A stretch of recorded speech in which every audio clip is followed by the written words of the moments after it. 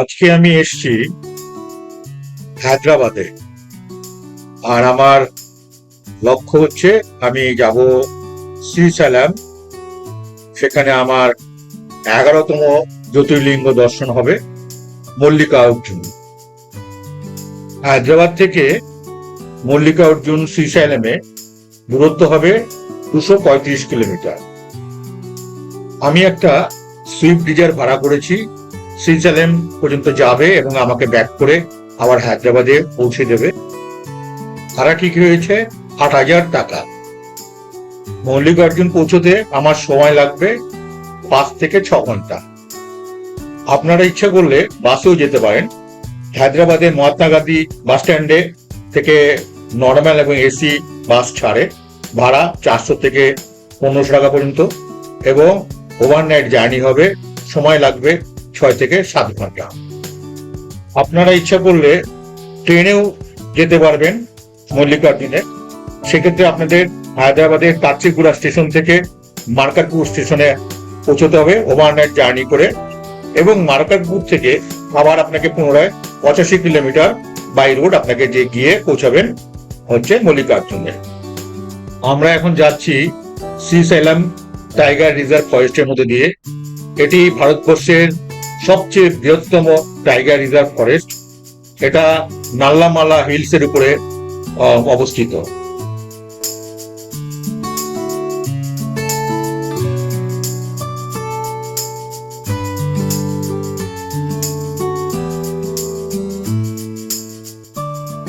আমরা কাছাকাছি এসে পড়েছি মল্লিকার্জুনের। এখান থেকে এই জায়গাটিকে বিভিন্ন দেবদেবীর মূর্তি, শিবলিঙ্গ এবং অন্যান্য সুন্দর জিনিস দিয়ে সুন্দর করে সাজিয়ে রেখেছে। দেখতে দেখতে সময় কেটে যাচ্ছে, ভালোই লাগছে। সেটা দেবতার স্থান বলে জায়গাটা তুলে ধরা হয়েছে। ভিডিওর শুরুতেই আমি বলেছি এটাও হবে আমার 11তম জ্যোতির্লিঙ্গ দর্শন। আমার 10টা জ্যোতির্লিঙ্গ অলরেডি দর্শন হয়ে গেছে, আর মল্লিকার্জুন দর্শন করলে 11তম শিবলিঙ্গ দর্শন হবে। এবং আমার একটি মাত্র জ্যোতির্লিঙ্গ দর্শন বাকি আছে, সেটা হচ্ছে দেওঘরের বাবাধাম মন্দির। আপনাদের আশীর্বাদে আমি শীঘ্রই বাবাধাম মন্দির বা বৈদ্যনাথ ধাম যেটাকে বলা হয় সেটা দর্শন করতে পারবো। আপনারা আমাকে উৎসাহিত করবেন। আমার এই ভিডিওগুলো যদি আপনাদের ভালো লাগে, আমি খুব ক্ষুদ্র চ্যানেলে আমি এই ভিডিওগুলোকে উপস্থাপন করি। যদি আপনাদের ভালো লাগে তবে অবশ্যই আমার এই চ্যানেলটিকে সাবস্ক্রাইব করে আমাকে উৎসাহিত করবেন, যাতে আমি আগামী দিনে আরো বেশি বেশি করে এই ধরনের ভিডিও এখানে উপস্থাপন করতে পারি। এসে পড়লাম মল্লিকার্জুনে, আর এইখান পর্যন্তই গাড়ি আসবে। এরপর আপনাকে প্রায় 600-700 মিটার রাস্তা আপনাকে হেঁটে যেতে হবে। ভীষণ গরম এবং রাস্তাঘাট অত্যন্ত উত্তপ্ত। রাস্তার উপরে নারকেলের দড়ি দিয়ে যে সমস্ত ম্যাট্রেস তৈরি করা হয় সেই ম্যাট্রেসগুলো পেতে দেওয়া আছে দুপাশে, এবং তার উপর দিয়ে জল দিয়ে রাখা আছে যাতে করে দর্শনার্থীরা এইটার উপর দিয়ে হেঁটে যেতে পারেন, তাতে তাদের উত্তাপ কম লাগবে। এই যে দেখুন, সব ভিজিয়ে দেওয়া হচ্ছে সেই নারকেল রশির যে ম্যাট্রেস হয় সেগুলোকে। এর উপর দিয়ে যেতে গেলে আপনার একটু কম কষ্ট হবে। সাউথের সব জায়গায় সারা বছরই বেশি গরম থাকে, তবে তার মধ্যে ডিসেম্বর জানুয়ারি মাসে একটু কম গরম থাকে। নভেম্বরের দিকে একটু বর্ষা হয়। তো সুতরাং আমি বলবো নভেম্বর, ডিসেম্বর, জানুয়ারি এই সময় আপনারা মল্লিকার্জুন দর্শন করবেন।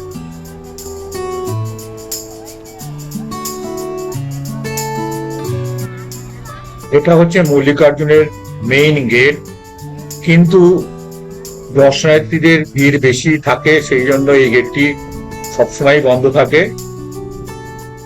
আপনাকে অন্য আরেকটি গেট দিয়ে যেতে হবে। সেখানে 2 রকমের ব্যবস্থা আছে, সেটা হচ্ছে সাধারণ দর্শন এবং ভিআইপি দর্শন। চলুন আমরা এখন সেখানটাতেই যাই।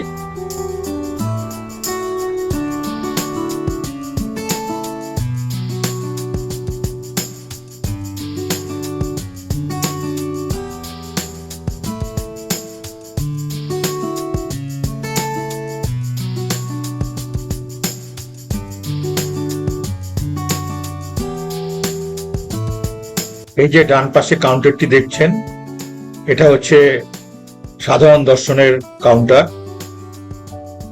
এখানে থেকে আপনি ভেতরে ঢুকতে পারবেন, কিন্তু এখানে ভীষণ ভিড়। আমি প্রথমে কিন্তু সাধারণ দর্শন কাউন্টার দিয়ে ঢুকেছিলাম, পরে কি হয়েছে সেটা আবার বলছি আপনাদের। এর ঠিক অপোজিটেই আপনি পাবেন হচ্ছে জুতো রাখবার জায়গা, সেটা ফ্রি অফ কস্ট, এবং তার পাশে পাবেন আপনি সামান রাখার জায়গা, ক্লোক রুম। এই যে ক্লোক রুম,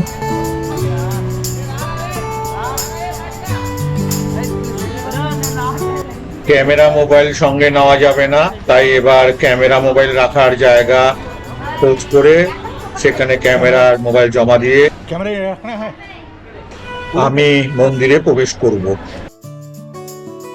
এই হচ্ছে মল্লিকার্জুন জ্যোতির্লিঙ্গ, দর্শন করলাম। এবার আমার সাথে কি হয়েছিল তাই একটু আপনাদের সাথে শেয়ার করছি। আমি প্রথমে সাধারণ দর্শকের যে লাইন, সেখানে আমি দাঁড়িয়েছিলাম। আমি ভিতরে ঢুকবার পরে দেখলাম আমার সামনে অন্তত পক্ষে 5,000 লোক দাঁড়িয়ে আছে। আমি আজকেই ফিরে যাব, তাই আমি আর রিস্ক নিতে পারলাম না। পরে আমি বাইরে আবার বেরিয়ে এসেছি। বেরিয়ে এসে ভিআইপি লাইনে দাঁড়িয়ে আমি দর্শন করেছি।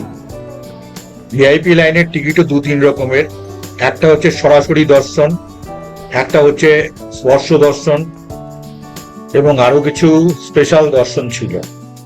আমি আমার দর্শকদের কাছে বিনীত অনুরোধ রাখবো যে আপনারা যারা নতুন তারা অবশ্যই আমার চ্যানেলটিকে সাবস্ক্রাইব করবেন এবং কমেন্টস করে জানাবেন আপনাদের এই ভিডিওগুলো কেমন।